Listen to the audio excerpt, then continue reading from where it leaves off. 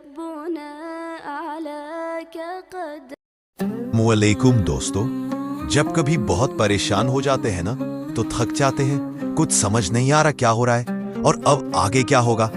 ऐसा लगता है जैसे जिंदगी ने तुम्हें हरा दिया हो। सारी रूटीन की तरतीब बिगड़ जाती है, जो चाहते हैं वो होता नहीं, और जब कबूलियत दुआ में देरी होती है तो कभी ये भी ख्याल आता है कि अब भी दुआ मांगनी चाहिए या नहीं।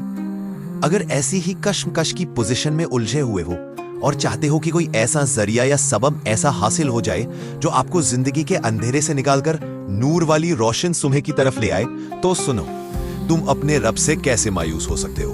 क्या तुमने कुरान में नहीं सुना? क्या तुमने कुरान को खोलकर नहीं पढ़ा कि तुम्हारे रब ने तुम्हारे लिए क्या क्या वादे फरमा रखे हैं? क्या तुम्हें उनके वादे याद नहीं आते, या फिर तुमने दुनिया की रंग में उनको भुला दिया?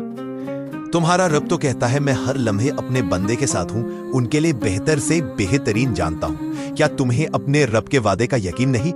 क्या तुम्हें उसकी तदबीर पर भरोसा नहीं? क्या दिन रात में ढलने वाले बेशुमार निशानी और इशारे तुम्हें नजर नहीं आते? मेरा रब कुरान में फरमाता है, और चांद है कि हमने उसकी मंजिलें नाप तोल कर मुकर्रर कर दिए हैं, यहां तक कि वह जब उन मंजिलों के दौरे से लौट कर आता है तो खजूर की पुरानी टहनी की तरह पतला हो जाता है। न सूरज की यह मजाल है कि वह चांद को पकड़ सके, और न रात दिन से आगे निकल सकती है। ये सब अपने अपने मदार में तैर रहे हैं। अक्ल रखने वालों में बहुत सारी निशानियां मौजूद हैं। जान रखो, तुम्हारे रब ने तो बार बार फरमाया है कि मेरे बंदे मेरी रहमत से कभी मायूस मत होना।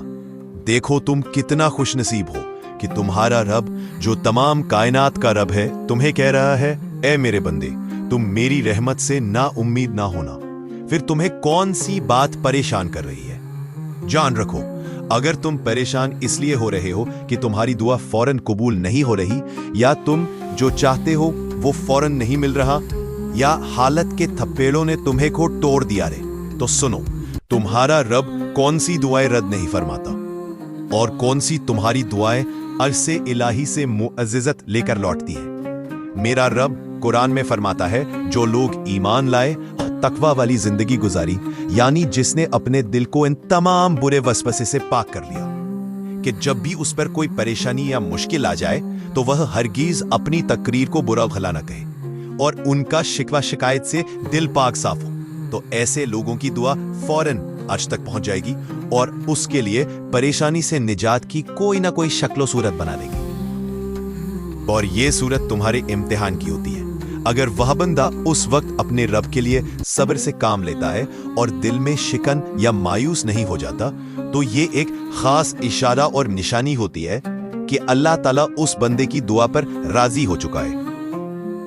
जो अपने रब से राजी हुए, उन लोगों की दुआएं कून फाया कून के धर खुलवा देती है। जान रखो, आपके होठों की मुस्कुराहट, आपके दिल का लोगों के लिए नरम हो जाना, आपके दिल में किसी के दुख दर्द का एहसास हो जाना, ये इस बात का खुला हुआ वाज़ेह और यकीनी इशारा है कि अनकरीब आपका मेहरबान रब आपके लिए बेशुमार जरिए हमवार करने वाला है, जिन्हें देखकर आप हैरान ही रह जाओगे। तुम्हारा रब फरमाता है, एक दूसरे से मोहब्बत करने और आपस में शफकत और मेहरबानी करने में ईमान वालों की मिसाल एक जिस्म की तरह है, जिसके किसी एक हिस्से में तकलीफ होती है तो पूरा जिस्म उसके शरीके हाल हो जाता है।